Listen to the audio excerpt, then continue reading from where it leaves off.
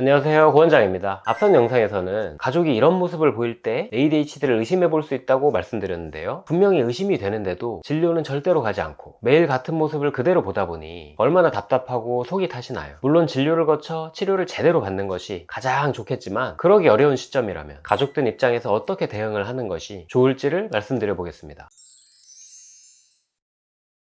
가장 기본적으로 가져야 할 마인드는 이것입니다. 저 사람으로서도 어쩔 수가 없는 거지. 맞습니다. 내 사랑하는 가족, 저 사람도 어쩔 도리가 없어서 그렇게 행동을 하는 것입니다. 절대로 나를 사랑하지 않거나 화나고 답답하게 하고 싶어서 하는 것은 아니라는 거죠. 아마도 머리로는 이미 알고 계실 수도 있습니다. 그럼에도 화나고 답답한 마음이 크실이라는 것도 너무나 공감이 됩니다. 그래서 가장 먼저 나의 불편한 감정들을 스스로 잘 보듬어 주신 후에 주문처럼 이 문장을 반복해서 되뇌이는 겁니다. 저 사람으로서도 어쩔 수가 없는 거지. 기본적으로 기대치를 많이 내려놓고 보는 것이 내 정신건강에 좋습니다. 그러면 이후 내용에서는 상황별로 어떻게 대응을 하는 것이 좋을지를 더 말씀드려 볼 텐데요. 쉽게 되리라고 단언하는 것은 아닙니다. 그럼에도 가능한 한 이렇게 행동하는 것이 가족분과 좋은 관계를 유지하면서도 나를 위한 방법이라고 말씀을 드리려는 거예요. 동시에 나중에 진료를 권하실 때 내 말이 통하려면 좋은 관계로 지내고 있어야 하겠죠.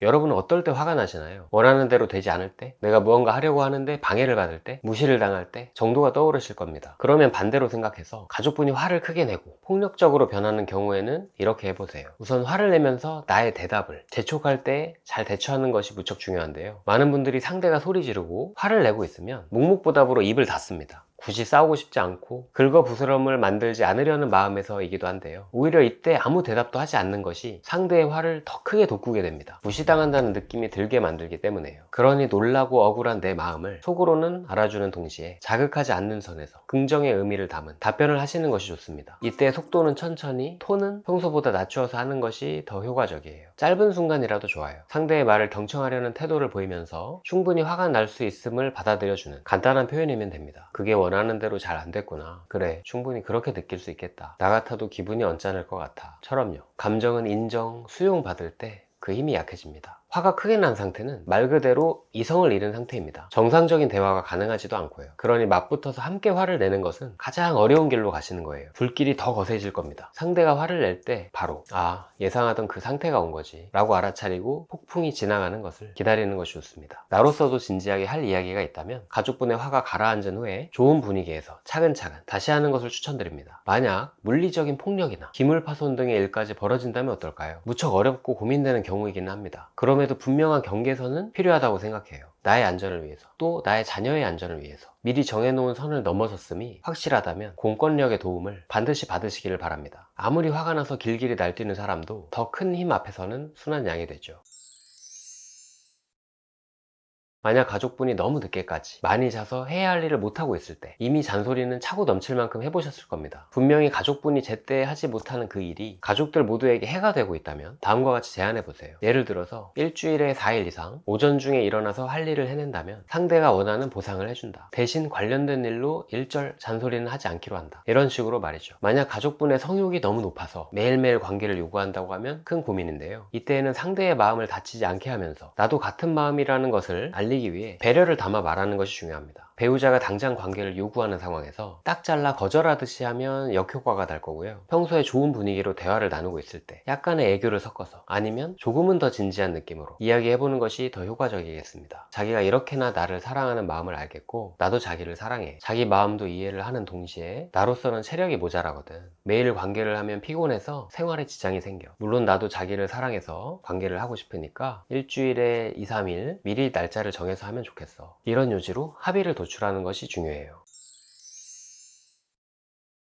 사실 생활 습관을 지적하게 되는 것은 가족의 앞날이 걱정되는 부분도 있겠지만 내가 보기에 불편해서인 이유가 많을 거예요. 그럼에도 내가 보기 싫으니까 네가 바꿔라 는 방식의 요청은 되게 받아들이기 어렵습니다. 같은 내용이더라도 상대의 입장에 초점을 맞추어서 전달하는 방식이 중요해요. 늦게 자거나 식사를 불규칙하게 하는 부분에 대해서는 이렇게 말해보는 거죠. 자기가 자주 늦게 자고 늦게 일어나고 식사를 늦은 시간에 몰아서 하다 보니 속도 불편해하고 잠도 잘 못 자고 그러잖아. 그러지 않기가 어려운 것을 알면서도 건강을 해칠까봐 너무나도 걱정돼. 이런 식으로 안 좋은 생활 습관이 사랑하는 가족의 건강을 상하게 하니 너무나 염려가 된다라는 그 마음이 상대에게 전달되어야 합니다. 마음이 전달된다 하더라도 말로만 빨리 자고 빨리 일어나라, 제때 식사를 해라, 이런 식으로는 잘 안 될 겁니다. 개입을 하려고 한다면 외부 장치의 도움을 받거나 함께 하는 것이 그래도 가능성이 있는데요. 함께 한다는 것은 품이 많이 드니 내가 그렇게 할 수 있을 때에만 개입을 한다고 마음먹는 것이 좋을 거예요. 늦게 자고 늦게 일어나는 부분에 대해서는 함께 수면 루틴을 만들고 알람을 설정해서 함께 일어나는 것으로 차츰 만들어 볼 수가 있겠습니다. 또는 오전 중에 일정 주기로 학원에 등록해서 다니도록 하거나 학원 출석률이 양호할 때에는 누적 체크를 해서 보상으로 이어지도록 하는 안을 구상해 볼 수가 있어요. 식사를 제때 정량으로 하기 어려운 경우에는 시간을 정해서 함께 식사를 하고요. 따로 떨어져 직장이나 학교에 나가 있는 동안은 식사를 어떻게 했는지에 대해 세부 내용을 함께 체크해서 이 또한 보상으로 연결될 수 있게 진행해 볼 수 있죠. 씻는 것, 정리하는 것도 비슷한 원리로 보상 시스템을 활용하는 것이 도움이 될 거예요. 몇 시 전에 씻었다면 또는 방의 작은 구획을 정리해냈다면 보상으로 연결되는 쪽으로 말이죠. 또 긍정적인 행동이 일주 이상 이어질 경우에는 더 큰 보상이 기다리고 있다는 것으로요. 이 모든 과정은 누군가의 강요가 아니라 상호 합의를 전제로 진행되는 것이 기본입니다. 개인의 스마트폰 사용에 대해서는 깊이 관여하기가 참 어렵습니다. 사실 그럴 영역도 아니고요. 그래서 본인이 사용을 줄이고자 하는 동기가 전혀 없을 때에는 어려운 부분입니다. 다만 가족관계나 건강에 악영향을 주고 있을 때에는 가족분 스스로도 느끼는 바가 있을 테니 제한해 볼 수가 있겠죠. 만약 상대가 원한다고 하더라도 전반적인 스마트폰 시간을 줄인다 라기보다는 특정 영역에 국한해서 그 시간만큼은 폰 사용을 제한한다는 개념이 현실적인데요. 대상이 미성년 자녀일 경우에는 어플이나 일정 시간 이후에 반납, 규칙 등을 활용해서 시간 제한을 두는 식으로 할 수도 있는데, 성년의 가족이 대상일 경우에는 다음과 같이 해볼 수 있겠습니다. 예를 들어 상호 합의를 통해 나와 대화를 나누는 시간만큼은 폰을 다른 곳에 두고서 하거나 폰을 사용하지 않는 것, 자기 전 1시간 동안은 폰을 다른 곳에 두고 함께 수면 루틴을 수행하는 식으로 하는 거죠. 잘 지켜질 경우에 미리 합의한 보상안을 진행한다면 성공률이 올라갑니다.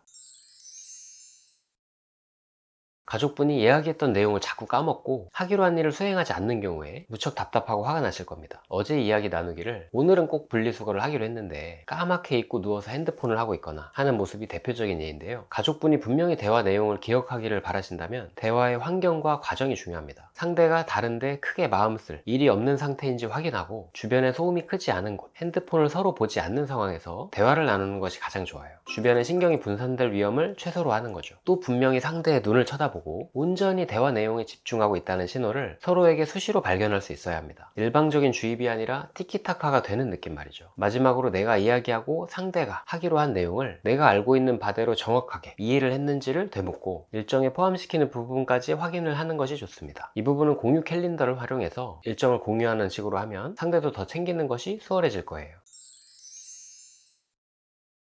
가족분이 금전 관리가 어려운 경우라면 가족이 사용할 수 있는 금전 풀을 제한하는 것이 가장 좋은 방법인데요. 이는 가족분으로서 답답하게 느껴질 수 있는 부분이니 당사자도 충분히 필요성을 이해하고 원할 경우에 상의를 거쳐서 해볼 수가 있겠습니다. 신용카드는 해지해서 사용하지 않도록 하시고요. 월에 일정 금액만 들어있는 체크카드나 현금 위주로 소비를 하도록 하는 것이 좋습니다. 주어진 범위 내에서도 모두 소비만 하는 것이 아니라 그 안에서 일정 비율은 스스로 저축을 해서 관리하는 감각을 키울 수 있도록 해보세요. 예를 들어 월에 50만원 안에서 체크카드로 소비를 허용하되 그중 절반은 저축을 하는 쪽으로 장려하는 식으로 말이죠. 그대로 몇 달 이상 잘 수행한다면 월에 사용할 수 있는 금액을 상향하는 것 자체가 보상이 되도록 하여 가족분 스스로도 성취감을 느낄 수 있도록 해보면 좋습니다. 요약하면 기본적인 금전 관리는 내가 하는 것으로 정리를 해두고 가족분의 일정 범위 안에서만 소비할 수 있도록 하는 거예요. 제한된 범위 안에서 소비와 저축하는 것을 발전시키는 감각을 키워가게 되면 앞으로 함께 계획적인 금전 관리를 해나가는 데 이로울 거예요.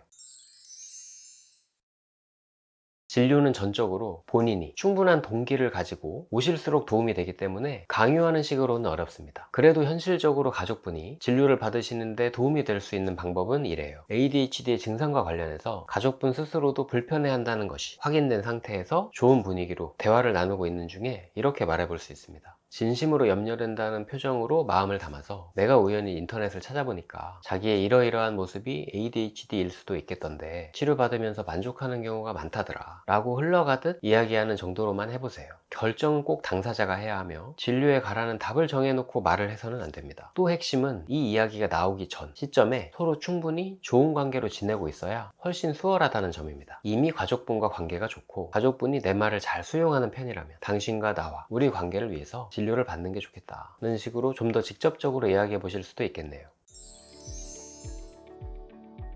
오늘 내용이 가족분과 관련해서 마음고생을 하고 계시는 많은 분들께 도움이 되셨기를 바랍니다.